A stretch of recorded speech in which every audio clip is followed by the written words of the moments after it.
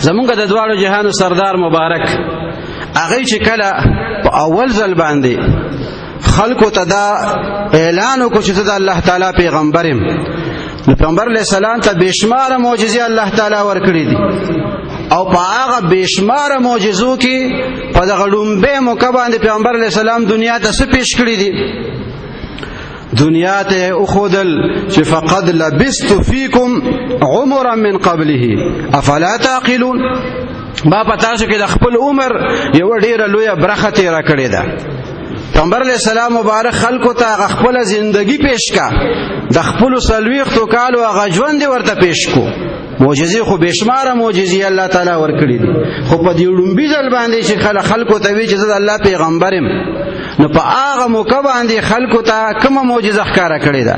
په هغه وخت کې خلکو ته وی چې ما تاسو کې سلويخ کاله ژوندۍ تیرا کړې ده، هغه د خپل سلويختو کالو هغه ژوند هغه وته د خپل پیغمبري په ثبوت کې پیش کړي ده. فقد لبست فيكم عمرا من قبله افلا تعقلون. نو خلکو ورته سوي قد جربناك مرارا فما وجدناك الا صادقا وامينا. مونږ پتا باندې ډېرې تجربې کړې دي او ته مونږ نه موندلې مګر صادق او امین مونته. ته همیشه رښتیا ویلې دي او امانتدار، په امانت کې تا شرم خیانت نه دی کړې. نو د دوالو جهانو سردار مبارک ته الصادق الامین ویل کېږي. نو امتی ته پکار دي چې دې صادق اوسېږي، دې د دروغو نه ډېر پرهیز کوي، د منکراتو نه ځان ساتي، د بهتان نه ځان ساتي، د غیبت نه ځان ساتي، د حرامو نه ځان ساتي. ځکه د پیغمبر علیہ السلام امتی او د پیغمبر علیہ السلام په خلاف لار باندې یو سړی رواني، نو دې په کومه خله باندې وایي چې زه دغه مبارک امتی ما؟ نو هغه الصادق الامین دی مبارک. نو د دې خانقاه متوسلین ته او منتسبین ته به طور خاص د دې خبره خیال ساتل پکار دي چې د منکراتو نه ځان ساتل شي، او خاص کر دا دروغ وینا، دروغ خبره یو سړی کوي. پیغمبر علیہ السلام مبارک نه تاسو شو چې مؤمن بوزدل کېدی شي، چې یو مؤمن مسلمان به خو بوزدل به لکه به یاره زر راضی یریږي به وای آو کېدی شي. پیغمبر علیہ السلام مبارک نه تاسو شو مؤمن دروغجن کېدی شي، هرگز نشي کېدی، هرگز نشي کېدی، هیڅ کله نشي کېدی چې د وسړي ایمان مضبوطی هغه به دروغ بیا څنګه وای. نو د خانقاه شریف متوسلین ته پکار دي چې د الله نه د سوال کوي د مرضیات.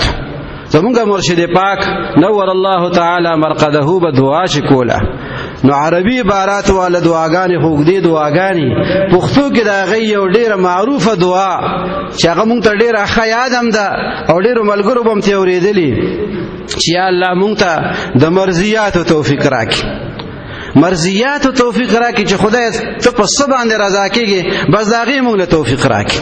داسې سوال یې الله نه کړی دی چې خدای ته په څه خوشحالېږي د هغې راله توفیق راکړي، او د نامرضیاتو نه مو ساتي.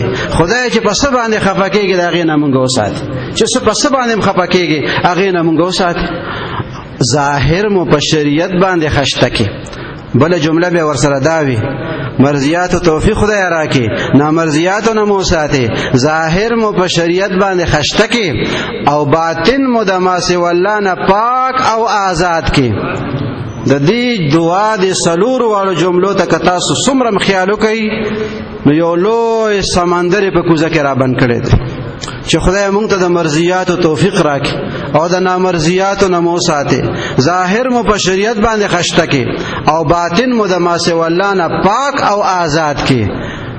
نو دی مریدان او متعلقین تم دا پکار دي چې دا دعا دې کوي، او دغه دعا کول نه پس بیا دا کوشش هم کوي چې مرضیات وکړو او د نامرضیاتو نه ځان وساتو.